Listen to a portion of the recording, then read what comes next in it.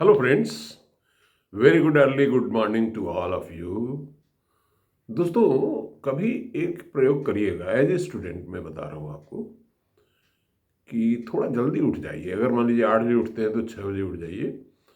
अगर 6 बजे उठते हैं तो 4 बजे उठ जाइए। इसके लिए थोड़ा सा हैबिट में चेंज लाना पड़ेगा।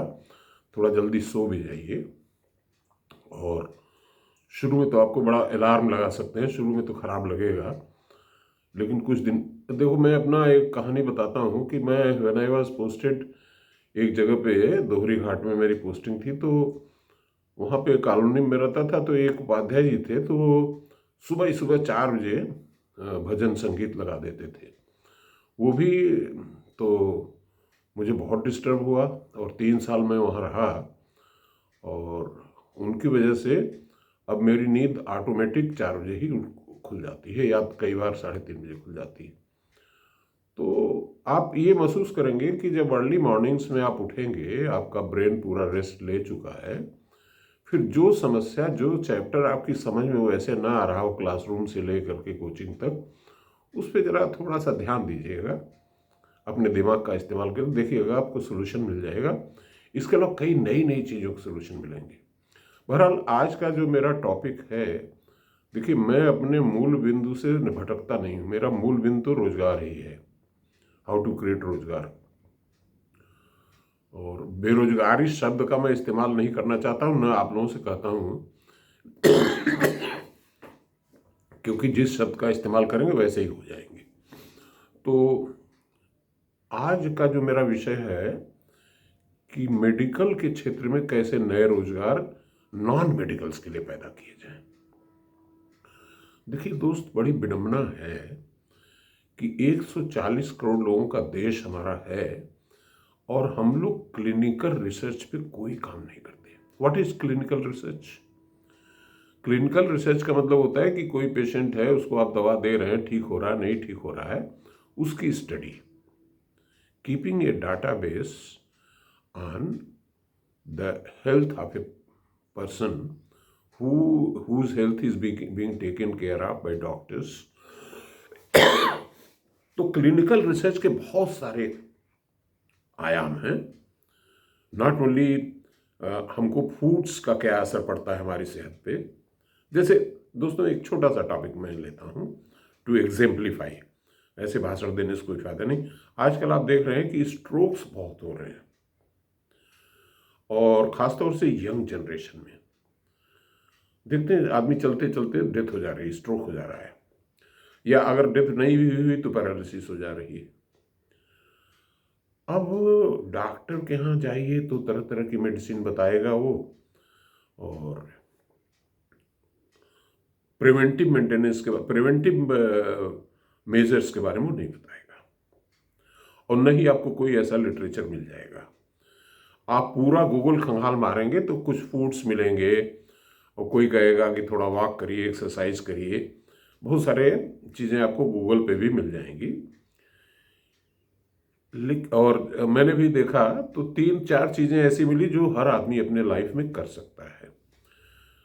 पहली चीज़ तो ये है कि साल्ट इंटेक थोड़ा कम कर लिया जाए, क्योंकि as a student of mechanical engineering, अगर आपने स्टीम इंजन्स की पढ़ाई की होगी तो उसमें होता क्या था कि जो पाइपलाइन होती थी स्टीम की, तो अगर उसमें हार्ड वाटर इस्तेमाल कर दिए तो स्केल फॉर्मेशन बहुत तेज़ी से होता है। हार्ड वाटर क्या होता है कि ऐसा पानी जिसमें साल्ट ज़्यादा मिला हो। तो साल्ट, इसके देखिए, एक चीज़ तो हमको समझनी पड़ेगी कि मेडिकल के कई ऐसे क्षेत्र में हैं जिसमें इंजीनियर्स बहुत अच्छा कर सकते हैं। जैसे ब्लड प्रेशर का क्षेत्र है, हार्ट का क्षेत्र है, क्योंकि engineers are very good at fluid mechanics as compare to doctors. Similarly orthopaedics का जो क्षेत्र है, हड्डियों को कैसे जोड़ा जाए, कहाँ पे क्रैक का एंगल क्या है, तो इसके बारे में आर्थोपेडिक्स में भी mechanical engineers and even civil engineers can have a role. तो इस पे ध्यान होना चाहिए। तो मैं क्लिनिकल रिसर्च की बात कर रहा था और एग्जाम्पल ले रहा था स्ट्रोक्स का। देखिए, जो मेरे विचार में क्लिनिकल रिसर्च इस पे होना चाहिए कि what are the main reasons of stroke, specially in a country like ours. 140 crore लोगों का देश है, बहुत सारा डेटा इकट्ठा करना पड़ेगा और बहुत सारे लोगों को लगाना पड़ेगा काम पे, और बहुत सारा एम्प्लॉयमेंट पैदा हो जाएगा। क्योंकि अगर हम ऐसी चीज़ें खोज पाते हैं कि how to prevent the stroke, तो बहुत बड़ी बात होगी।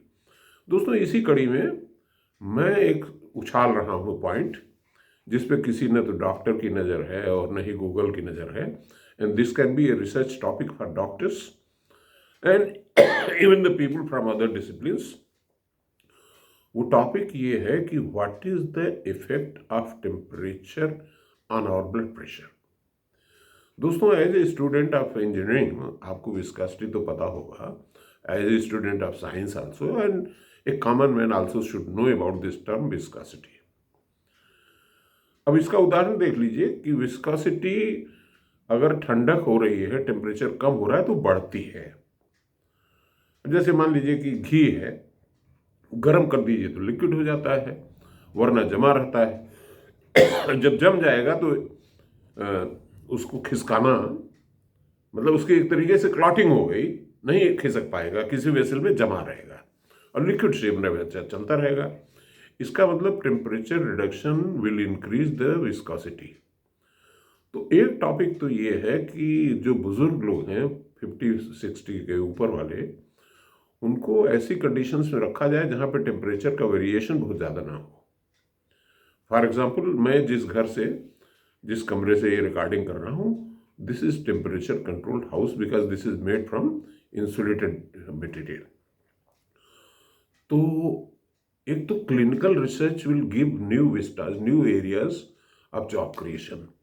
दूसरा, जो प्रिवेंटिव मेजर्स हैं फॉर प्रिवेंटिंग द स्ट्रोक, उसमें एक टॉपिक मैं दे रहा हूँ कि टेम्परेचर पे क्यों नहीं रिसर्च हो रही, डॉक्टर्स क्यों नहीं काम कर रहे हैं इस पे, और इस पे स्टडी क्यों नहीं हो रही है, कि कहीं ऐसा तो नहीं है कि टेम्परेचर की वजह से हो रहा है, यानी कि किसी को ठंड लग गई। अच्छा देखिए, अगर मान लीजिए कि विस्कोसिटी बहुत ही कम हो गई और लिक्विड बहुत तेज भागने लगा, तो भी असामान्य स्थितियां पैदा हो जाएंगी हार्ट के लिए। देखिए, बेसिकली क्या है कि हार्ट इज ए पंप, और वैसे जो आपकी आर्टरीज हैं, वेन्स हैं, ये सब पाइपलाइन है।